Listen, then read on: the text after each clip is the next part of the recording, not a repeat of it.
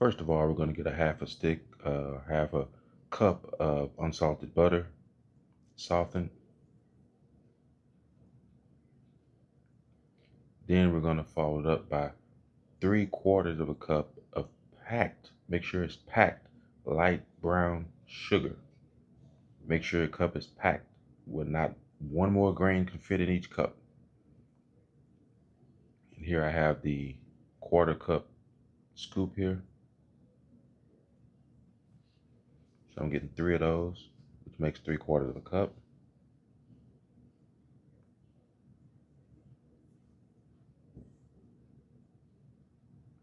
Then we're going with a 1/4 cup of granulated sugar, white sugar.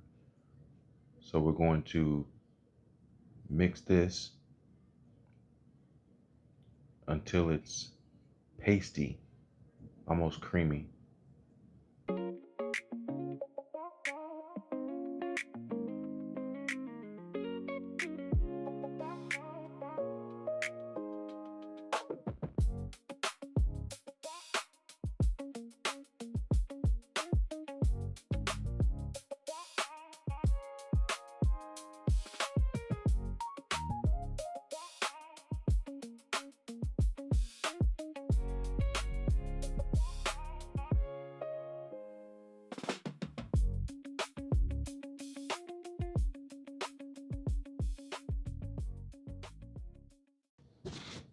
Now we're going to go with 1 large egg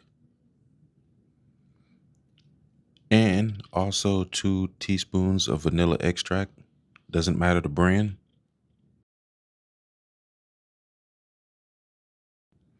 And we're going to mix this until it's good and mixed. You'll see the color start to change a little bit.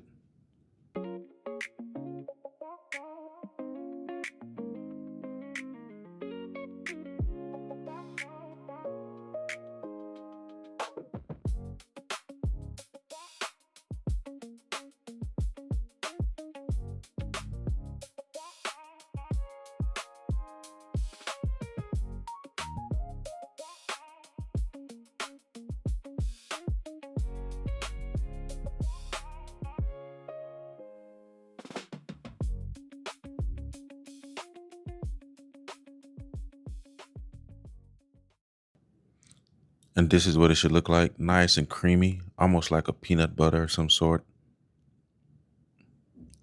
And you may start smelling it at this point. It smells good. We're also going to go now with some cocoa powder. And with this in here, unsweetened cocoa powder, 1/3 of a cup. And also 1 cup of all-purpose flour.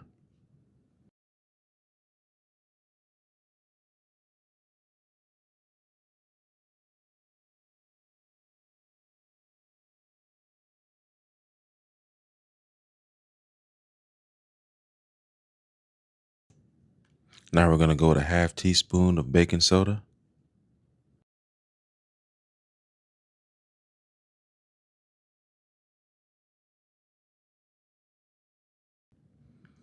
And we're also going to go with a 1/2 teaspoon of salt. And we're going to mix this up very well, stir it up.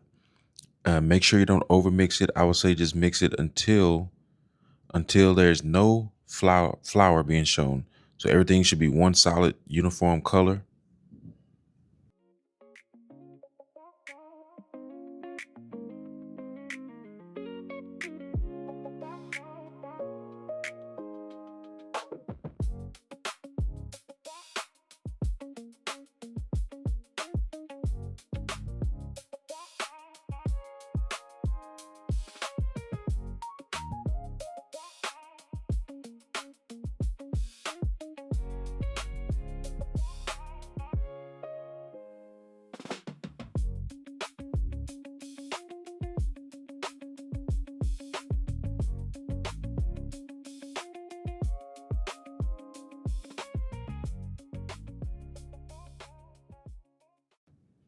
Now I'll chop up about a 1/2 cup of chocolate. Looks like a lot, but it's only 1/2 cup. I use Hershey's. I would probably say use whatever you want. I wouldn't use the store brands though. If you want to use dark chocolate, There's some better brands out there. I just used this because this is all I had at the time. So we're going to mix that in very well. Make sure that there's pieces of chocolate all throughout the dough.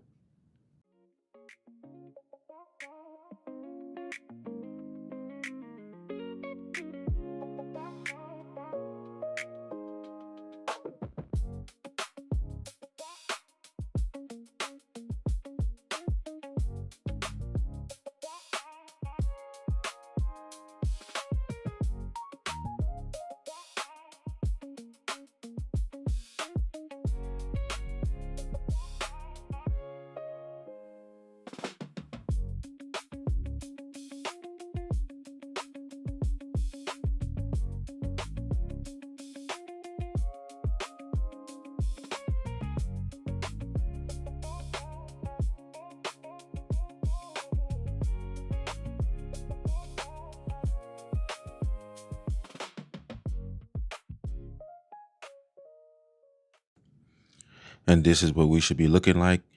The chocolate's so well blended in, you can't really see it unless you look hard, but it's in there. Now we're gonna go with a better chocolate, some bittersweet chocolate chips. Those look nice, very nice. 1 cup of those. We're gonna mix this in. Once again, make sure that it's blended in or mixed in very well so that every piece of the chocolate dough has chocolate chips in it.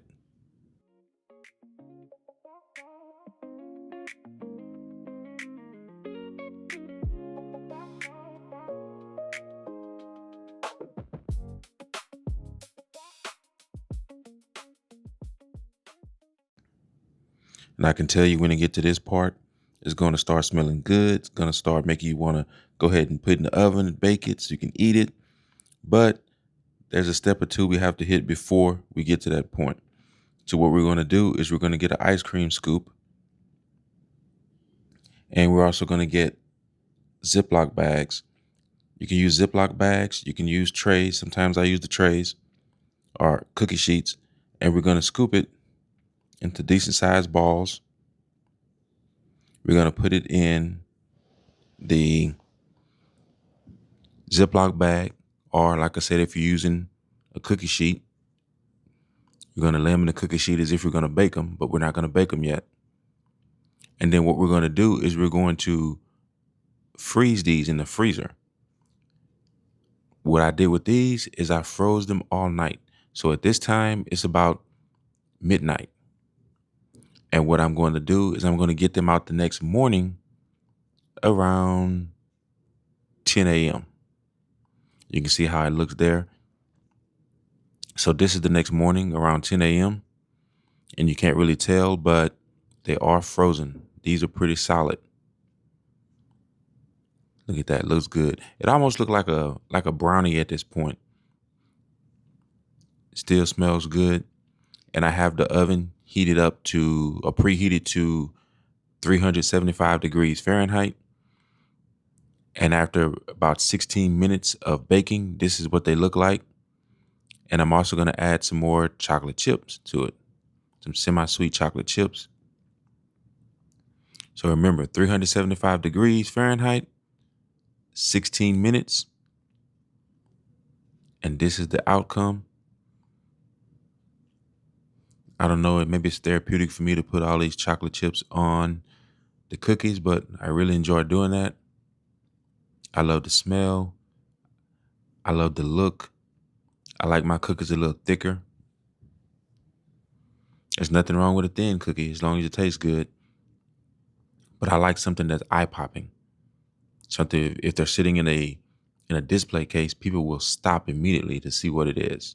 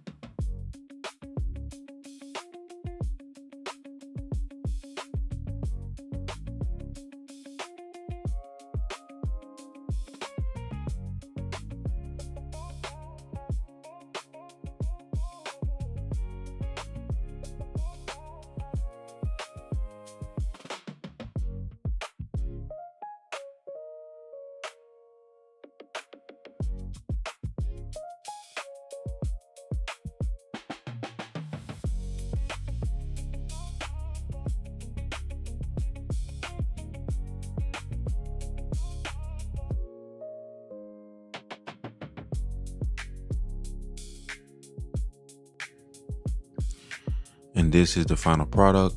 It's been cooled down for about 10 minutes. And the chocolate actually melted down into the cookie. Because remember, the cookie is going to continue to cook while it's still on the cookie sheet, but also a little bit while it's on the board here. But let's break this open and see what it looks like. There we go. You see the inside. It may look like it's a little bit underbaked, but it's actually perfect. You don't want to overbake it. So I hope you guys enjoyed this video. Please like, share, and subscribe.